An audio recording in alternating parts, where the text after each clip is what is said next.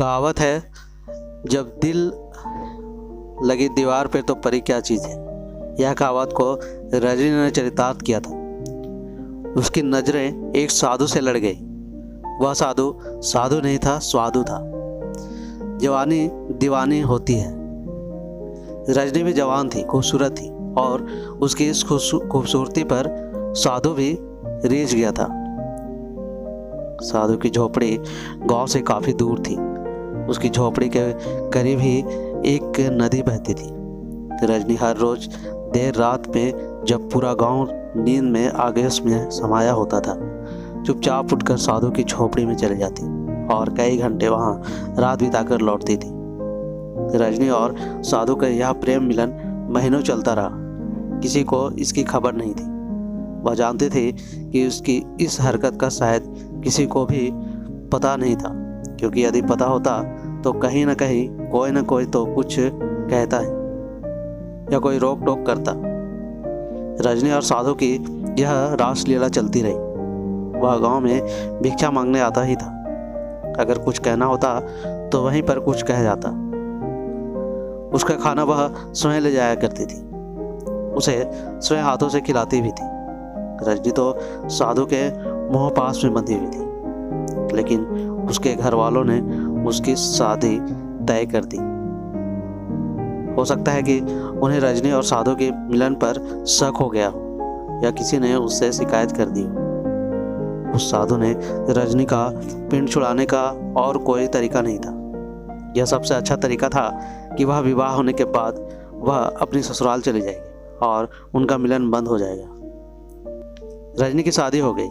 2-4 दिन बाद जब वह अपनी ससुराल से वापस आई तो साधु के पास गई। साधु ने रजनी को कई झापड़ लगाए और काफी बुरा भला भी कहा।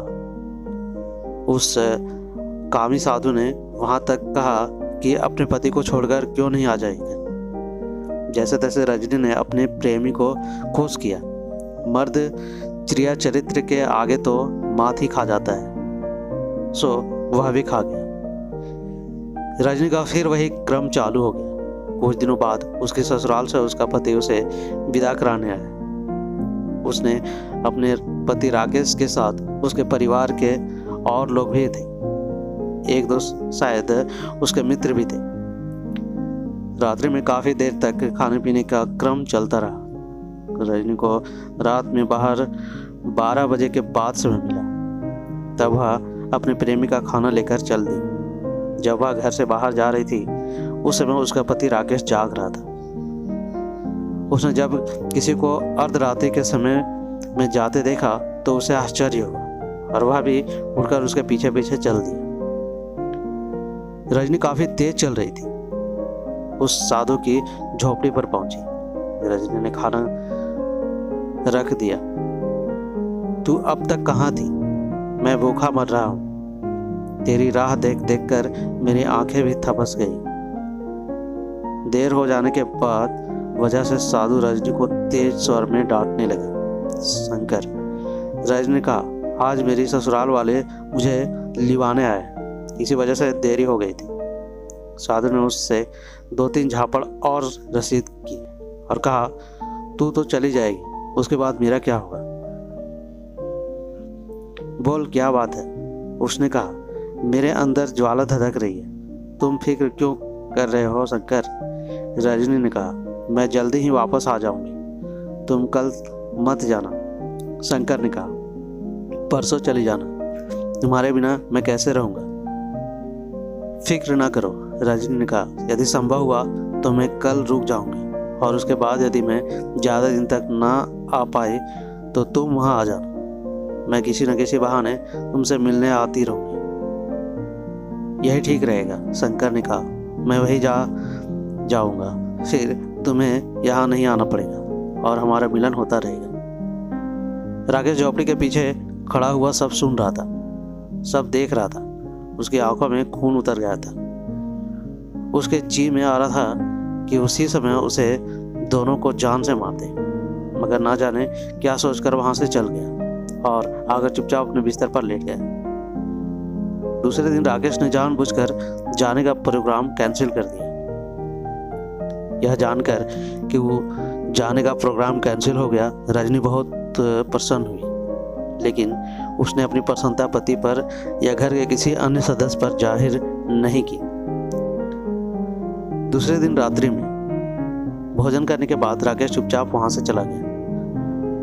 वह वहां से तेज तेज चलता हुआ उस साधु की झोपड़ी पर गया। उसने वहां जाकर साधु शंकर के 2 टुकड़े कर डाले और फिर वह वहीं पर खड़े एक पेड़ पर चढ़ गया। वह अपने आप को पत्तों से छुपाए हुए था। करीब 1 घंटे बाद उसकी पत्नी रजनी वहां आ गई। वह एक हाथ में थाल में शंकर के लिए भोजन लिए हुए थी। उसने दुल्हन की तरह श्रृंगार कर रखा था। रजनी शंकर की झोपड़ी में पहुंची। उसने वहां जाकर शंकर के 2 टुकड़े देखे। शंकर की यह हालत देखकर रजनी की जो हालत हुई वह देखने लायक थी।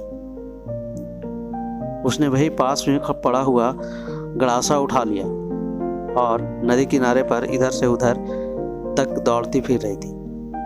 निश्चित था कि यदि शंकर का कत्ल करने वाला उसे मिल जाता तो वह उसके टुकड़े टुकड़े कर डालती। प्रेम और विवाह की अग्नि में उसने तन बदन में आग लग रही थी। उसने नदी के किनारे पर इधर से उधर कई चक्कर काटे और जब कोई नजर न आया तो गड़ासे को वहीं पर डालकर लकड़ियां इकट्ठे करने लगी। कुछ लकड़ियां तो उसके झोपड़ी में ही थी, कुछ और इकट्ठी की और फिर उसने के सिर को धड़ से जोड़कर उसने झोपड़ी का फूस नीचे गिराया और धोने की आग से उसने आग लगा दी। शंकर की चिता जलने लगी। जब चिता खूब धू धू कर जलने लगी तो वह थके से कदमों से अपने घर की ओर चल दी। उसके जाने के बाद राकेश पेड़ से नीचे उतरा और वापस चल दिया। वह आकर अपने बिस्तर पर लेट गया। कुछ देर बाद नींद ने उसे अपनी आगोश में ले लिया। रजनी भी आकर अपनी चारपाई पर लेट गई। वह पूरी रात 1 मिनट को भी ना सो सकी थी। वह अपनी प्रेमी साधु शंकर की याद में पूरी तरह आंसू बहाती रही। सुबह उठकर प्रतिदिन के आवश्यक कार्यों से निवृत्त होकर तैयार हो गई और अपने ससुराल जाने के लिए। यह सत्य है कि नारी का हृदय भी सागर की तरह विशाल और गहरा होता है। उसमें न जाने क्या क्या समा जाता है। सुबह उसके चेहरे पर रात की घटना की जरा सी भी परछाई नहीं थी। चेहरे पर किसी तरह की कोई सिकन नहीं थी। राकेश ने भी कमाल का काम किया था। उसने रात की घटना की किसी को कोई जिक्र नहीं किया था। वह अपनी पत्नी को विदा कराकर ले आया था। उसने शायद यह सोचकर अपनी पत्नी रजनी को माफ कर दिया था कि जीवन में गलती किससे नहीं होती। गलती को यदि माफ ना किया जाए तो गलती करने वाला गलती और भी करता चला जाता है। शायद राकेश ने रजनी को इसलिए भी माफ कर दिया था क्योंकि उसने उसका काम ही तमाम कर दिया था और अब पत्नी द्वारा किसी भी तरह की हरकत करने का कोई चांस नहीं था। राकेश रजनी को अपने घर ले आया। वह उससे उसी तरह ईमानदारी से प्यार करता रहा जैसे कि लोग अपनी पत्नियों को प्यार करते हैं। काफी समय बीत गया। उसके मध्य किसी किस्म की कोई बात नहीं थी। वे दोनों ही अपनी अपनी ड्यूटियां निभाते रहे। मगर एक रात राकेश और रजनी दोनों बाहर बैठे हुए थे। राकेश भोजन कर रहा था। राकेश ने रजनी को संबोधित करते हुए कहा, रजनी जरा सा गिलास पानी ले आना। अंदर कैसे जाऊं, डर लगता है। उसकी बात सुनकर राकेश को हंसी आ गई। क्या बात है? रजनी ने कहा, तुम हंस क्यों रहे हो? हंसी इस बात पर आ रही है, राकेश ने कहा, तुम्हें अंदर घर में से गिलास लाते हुए डर लग रहा है और उस समय डर नहीं लगा जब तुम आधी रात को शंकर की लाश के लिए नदी किनारे लकड़ियां चुराती हुई दिख रही थी। न जाने कैसे अचानक यह बात उसके दिल में आ गया और उसने कह दी, वरना वर्षों गुजर गए थे। कभी इस बात का उसने जिक्र तक नहीं किया था और तो और उसके कभी यह भी नहीं पूछा था कि उसने कभी किसी से प्यार भी किया है या नहीं। राकेश के मुंह से इस बात को सुनते ही रजनी की आंखें मसाल की तरह जल उठी। वहीं थोड़ी दूर पर गड़ासा रखा था। उसने लपक कर उसे उठा लिया और अपनी पूरी शक्ति से राकेश पर वार कर दिया। राकेश एकदम सतर्क हो गया था। वह चारपाई से कूदकर एक तरफ खड़ा हो गया। रजनी ने अपनी जोर से गड़ासे का वार किया था कि चारपाई की पाटी भी कट गई थी। उसने राकेश पर कई बार वार करके राकेश को अपनी भूल का एहसास हुआ। वह सोच रहा था कि उसने यह सब कहकर बहुत बड़ी भूल कर दी, मगर अब क्या हो सकता था। तीर तो कमान में निकल चुका था। उसने बार बार उससे कहा, रजनी होश में आओ, गुस्से को थूक दो। तुम्हें परेशान करने या बेइज्जत करने का मेरा कोई इरादा नहीं था। तुम खुद सोचो कितने वर्ष हो गए, आज तक मैंने इस विषय में कोई जिक्र नहीं किया। मैं आज भी इस बारे में कुछ नहीं कहता।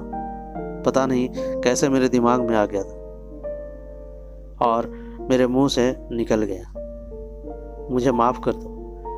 रजनी पर राकेश की कोई बात का असर नहीं हुआ। वह बार करती रही। रजनी की आंखों में वैसे ही खून उतर आया था जैसे साधु शंकर की 2 टुकड़े हुई लाशों को देखकर उतरा था।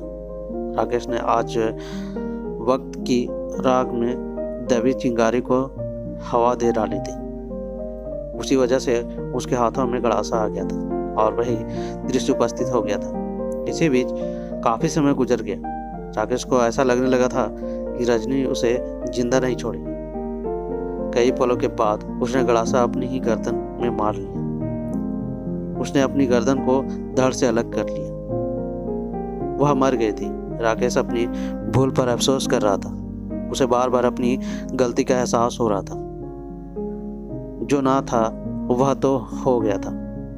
उसका कोई इलाज तो था नहीं।